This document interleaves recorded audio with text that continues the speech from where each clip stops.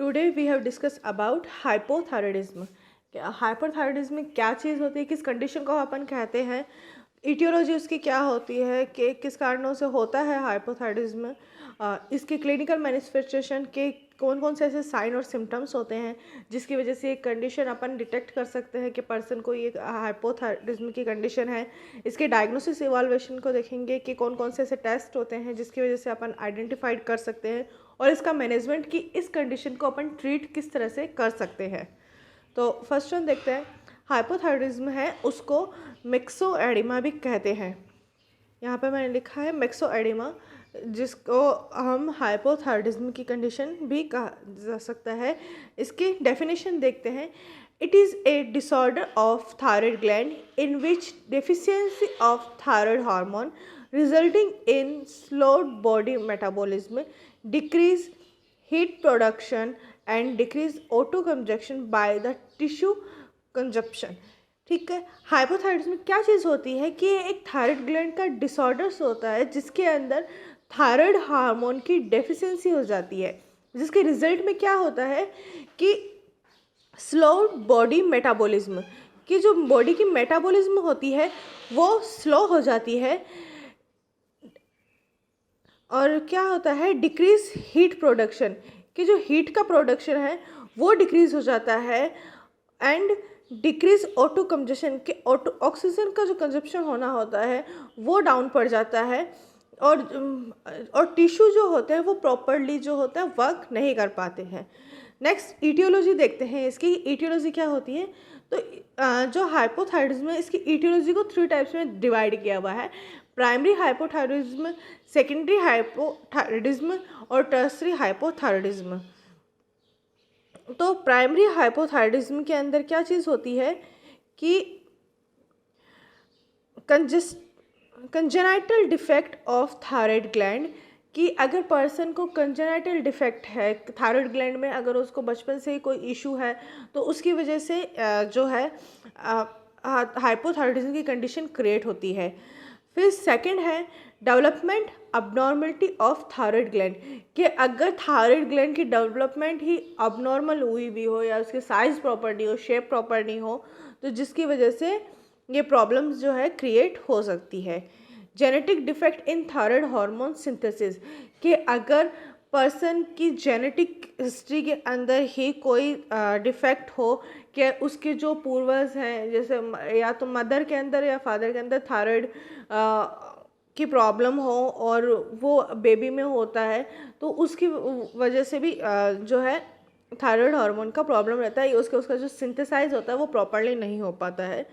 Foetal exposure to anti thyroid drug, कि अगर mother pregnant है और एंटी थायराइड ड्रग ले रही है तो उसकी वजह से फीटस पे भी इफ़ेक्ट पड़ता है।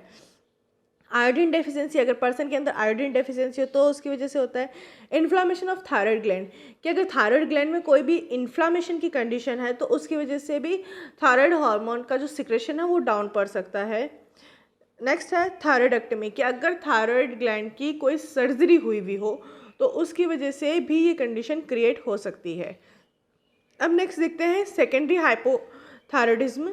तो इसके अंदर है it develop mainly insufficiency stimulation of normal thyroid gland.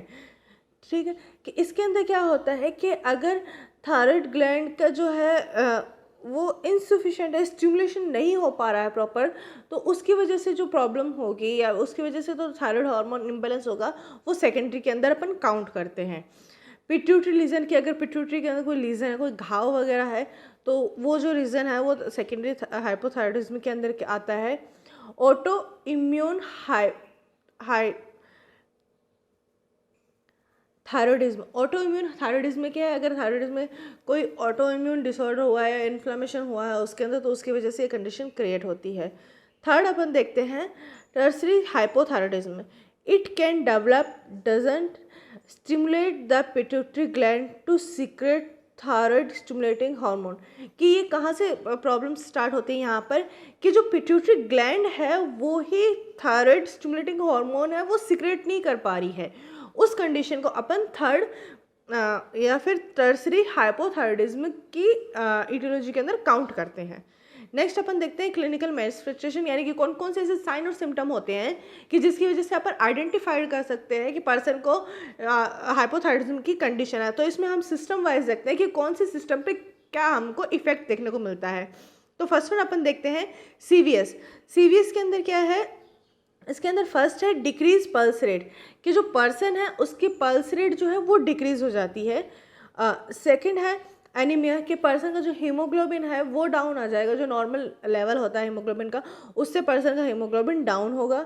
ठीक है। एंजाइना एंड एमआई, कि पर्सन को एंजाइना और एमआई की कंडीशन होगी। एंजाइना एमआई एक कार्डियोवैस्कुलर डिसऑर्डर है, कि एंजाइना को हम एंजाइना पेक्टोरिस है, मेडिकल टर्म है चेस्ट पेन का, और एमआई यानी कि मायोकार्डियल इन्फार्क्शन, जिसको नॉर्मली लैंग्वेज में हार्ट अटैक भी कहते हैं। तो वो जो सिम्टम्स हैं उस पर्सन के अंदर दिखाई देंगे। हाइपरटेंशन की कंडीशन पर्सन में शो होती है। सेकंड है रेस्पिरेटरी सिस्टम, कि रेस्पिरेटरी सिस्टम में अपन को क्या क्या प्रॉब्लम्स है वो देखने को मिलेगी। डिस्पीनिया, यानी कि जो पर्सन को रेस्पिरेटरी करने में, रेस्पिरेशन में बहुत ज़्यादा प्रॉब्लम होती है, उस कंडीशन को अपन डिस्पीनिया कहते हैं। रेस्पिरेटरी मसल्स वीकनेस, की जो रेस्पिरेशन की मसल्स है वो वीकनेस हो जाती है। नेक्स्ट है हाइपोक्सिया, एक ही यहाँ पर टर्म है हाइपोक्सिया। हाइपोक्सिया देखिए क्या चीज़ होती है, कि एक कंडीशन होती है हाइपोक्सिया, एक कंडीशन होती है हाइपोक्समिया।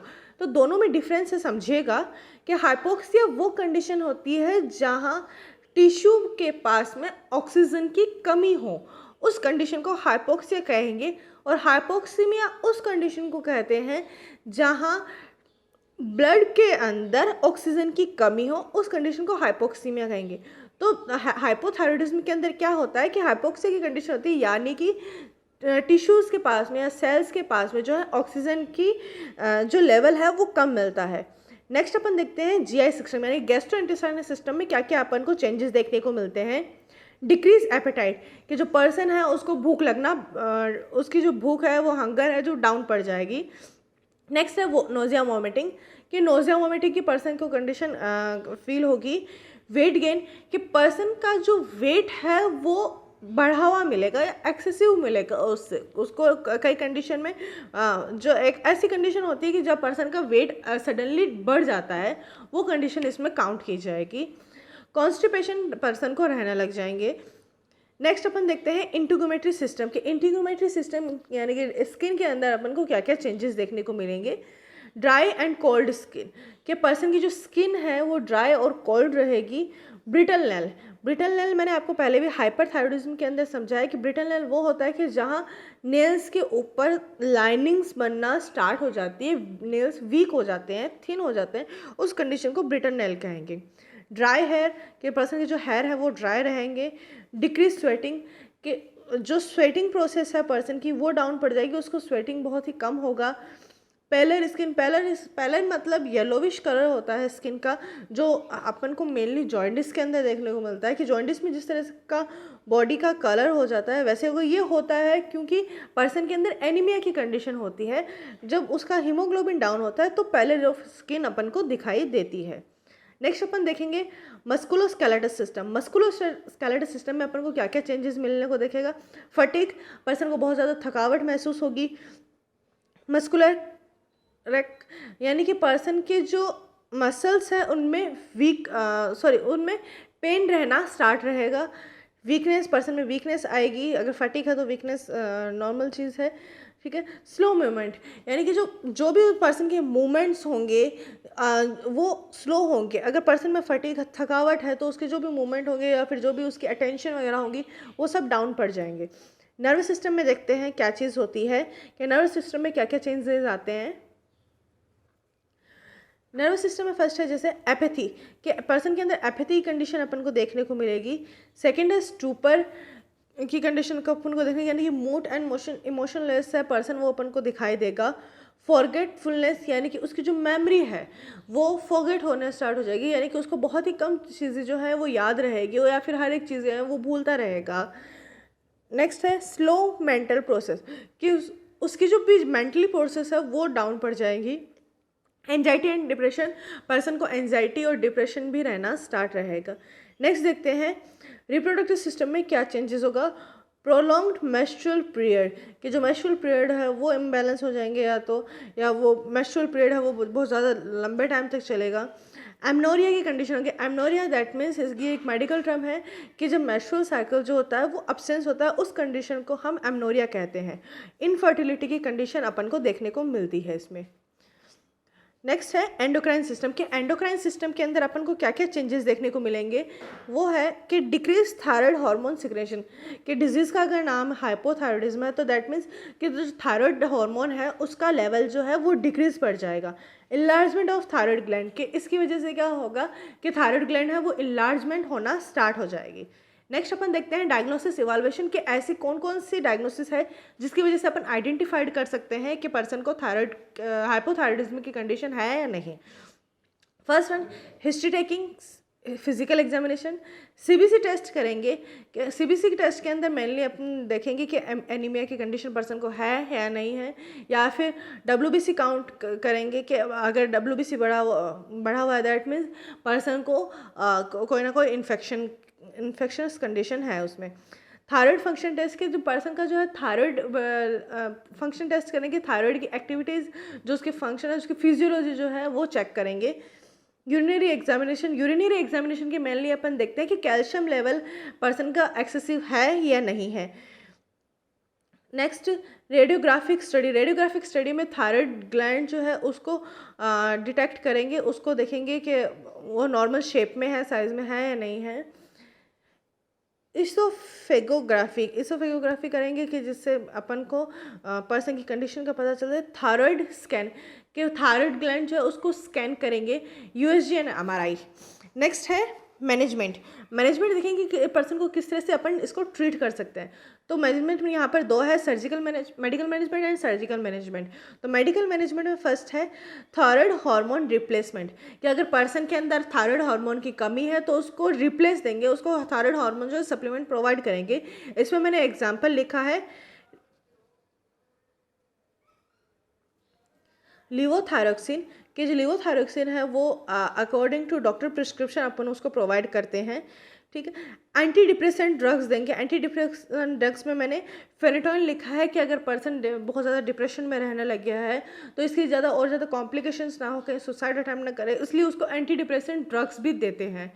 नेक्स्ट है